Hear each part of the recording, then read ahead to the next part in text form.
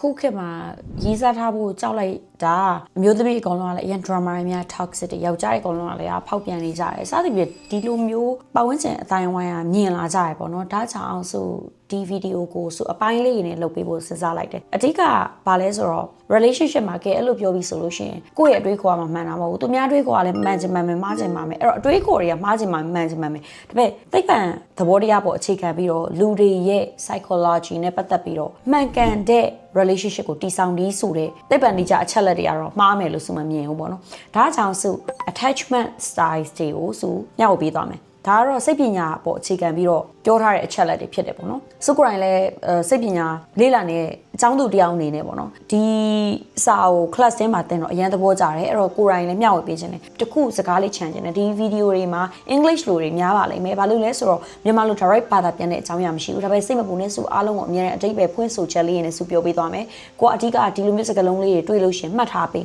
အဲ့ခါမှာဆိုရင်ကိုအနေနဲ့ AI နဲ့ပဲဆွေးနွေးကျန်တဲ့အချက်လက်တွေကိုဘယ်ဟာနဲ့ပဲဆွေးနွေးကိုကလွယ်ကူစွာနဲ့ဆွေးနွေးလို့ရတယ်လို့တခုခုကိုလာပြီးတော့ဥမာထားပါတော့ရေးစားထားတယ်သို့မဟုတ် relationship ဆိုတဲ့နေရာမှာချစ်သူရေးစားမှမကောက်ဘူးပေါ့နော်သူငယ်ချင်းပဲရှိဘယ်သူပဲဖြစ်စေဒီပုံစံလာပြီးတော့ဆက်ဆံရေးမှာလုပ်နေရဆိုရင်ဒါဟာသူ့စိတ်ပိုင်းဆိုင်ရာမှာသူဘယ်လိုမျိုးကြောင့်လာပြီးတော့လုပ်နေတတ်လေလဲဆိုတော့ဆွေးနွေးဖို့အတွက်ဆိုရင်အခုလိုစကားလုံးအသုံးလုံးလေးဝါရာလေးရကိုသိနေဖို့လိုတယ်ဒါကြောင့် English ကိုအများကြီးစတိုက်ပြောသွားမှာဖြစ်တယ်ဆိုတာပထမဆုံးပြောချင်ပါတယ် so attachment style က၄ခုရှိတယ် attachment style ၄ခုမှာပထမတစ်ခုက secure attachment styleစိတ်လုံခြုံမှုအပြည့်အဝပေး attachment style နံပါတ်2ကကျတော့ anxious attachment style anxious ဆိုတာ anxiety များတဲ့ attachment style ဘယ်လိုမျိုးပုံစံလဲဆိုတော့ရီးစားရပြီဆိုရီးစားတကဘာရီးစားကိုစတိုက်ဖုန်းကြီးဆက်မယ်စတိုက်ဆွဲနေမယ်သူမရှိမနေနိုင်တဲ့အတွက်သူအနီးနားလေးမှာပဲစတိုက်နေခြင်းနဲ့ဆိုပြီးအရန်ကိုကတ်ပြီးတော့ခွာမရအောင်ဖြစ်နေတဲ့ပြီးတော့ခောက်ဘိုးဝင်းနေလိုက်ရပြီဆိုတော့ကို့မှာစိတ်ပူပန်တယ် anxiety တွေများတယ်အဲ့လိုမျိုးဖြစ်တဲ့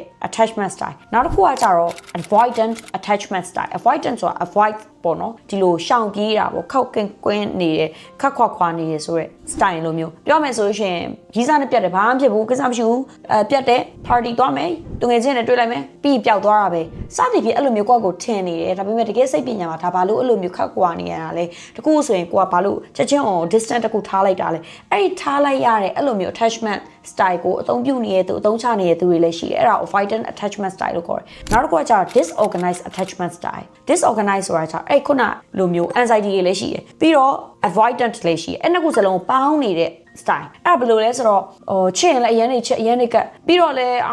အစင်မပြေလို့ဆိုတာနဲ့ခောက်ဝေးနေပဲခက်ခွာနေမယ်ဒါမှမဟုတ်ရင်ကိုနာကျင်ရမယ်ဆိုတာနဲ့ခက်ခွာနေလိုက်မိတာမျိုးတွေရှိပြီးရင်လည်းချစ်ချင်းပဲနေချင်းညချင်းပြန်ပြီးတော့လွမ်းတယ်ဆွေးတယ်ချစ်တယ်ဖြစ်ပြီးတော့သူ့နာကိုပြန်ပြီးရှိချင်တာရှိတယ်အဲ့တော့အဲ့လိုမျိုး attachment style လေးခုရှိတယ်အဲ့တော့ဆိုတော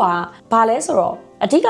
ဒီ attachment style တွေကိုကိုယ့်ရဲ့ partner တို့မို့ကိုယ်တိုင်ရှိနေရဆိုတော့တက်ကိုတည်းအပြစ်တင်ဖို့ရှုံချဖို့တွေမဟုတ်ဘူးဒါတွေအကုန်လုံးကလေဘာလို့ရှိနေတတ်ကြလဲဆိုရင်စုတို့ရဲ့ပြောရမယ်ဆိုအချစ်ဆိုတော့စသည်ရဲ့ချင်ဆိုတော့မိဘတွေစီကနေပထမဆုံးငယ်တဲ့အချိန်မှာစသည်ရဲ့မိဘမရှိတဲ့သူတွေဆိုရင်လည်းကိုယ့်ရဲ့ဘေးနားမှာလူကြီးတယောက်ရဲ့ဂီယူဆိုင်မှုနဲ့စုတို့ကကြီးပြင်းလာတာအဲ့တော့အဲ့ဒီလူတွေကကိုယ့်ကိုဘယ်လိုဆက်ဆံလဲဆိုတဲ့အပေါ်မူတည်ပြီးတော့အဲ့အချစ်တွေအဲ့လိုမျိုးဆွဲလန်းမှုတွေစပြီးတော့ဖြစ်ပေါ်တယ်ဒါကြောင့်ကိုကအဲ့လိုပုံစံဖြစ်နေဆိုရင်နံပါတ်1ကကိုယ့်အကိုနားလဲရမယ်သိရှိရမယ်အပြစ်တင်ရမှာမဟုတ်အဲ့လိုတည်ပြီးတဲ့နောက်မှာငါဟာဘယ်လို secure attachment style ကိုသွားလဲဆိုတော့တည်နားလဲပြီးတော့ပြောင်းလဲမှုကိုသွားတာမျိုးဖြစ်တယ်ဆိုတော့ဒီနေ့ကတော့အဓိကဘာအကြောင်းကိုပြောမလဲဆိုရင်တော့ avoidant attachment style အကြောင်းကိုသွားမယ်ပြောမယ်ဆိုရင်ခက်ခွာနေတယ်သို့မဟုတ်မှသမီးစားမှာဆိုလို့ရှိရင်တခုရန်ဖြစ်ပြီးတခုပြဿနာဖြစ်ပြီးဆိုကိုကခက်ခင်းနေလိုက်ပြီကိုကပဲအရင်စဖြတ်တယ်ပြဿနာဖြေရှင်းရမယ်ဆိုမရှင်းချင်ဘူးအဲ့လိုမျိုးဖြစ်တဲ့ပုံစံပေါ့နော်အဲ့အကြောင်းကိုသွားပြီးပြောမယ်အဲ့ဒါတွေကဘယ်လိုမျိုးမှဖြစ်တတ်လဲဆိုငယ်စဉ်ဘဝမှာကိုရီးရဲ့စိတ်ခံစားချက်တွေကိုစိတ်ခံစားမှုတွေကို